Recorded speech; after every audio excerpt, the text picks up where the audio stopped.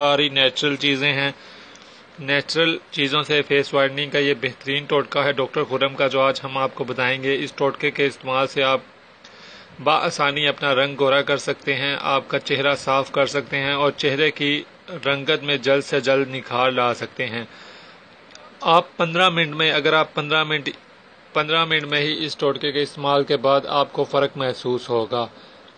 ये टोटका बहुत ही लाजवाब टोटका है, बहुत ही बेहतरीन टोटका है। अब हम आपको इस टोटके का बताएंगे। इस टोटके के अज्जा हैं सेब, बेसन और लीमू।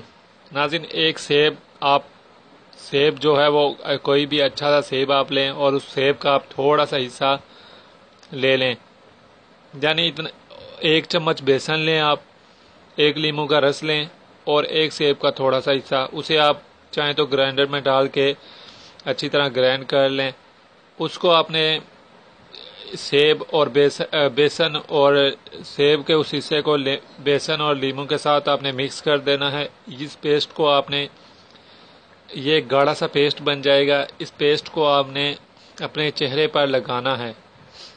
और अगर आपको सेब का वो हिस्सा करना मुश्किल हो रहा है तो आप सेब का रस निकाल लें। जूसर में सेब को डालें, सेब का रस निकाल लें। उस रस का आप 1 चम्मच बेसन और लीमू के रस के मिक्सचर में डाल लें। आप 1 चम्मच बेसन और 1 लीमू के रस में, उस मिक्सचर को आप उस तरीके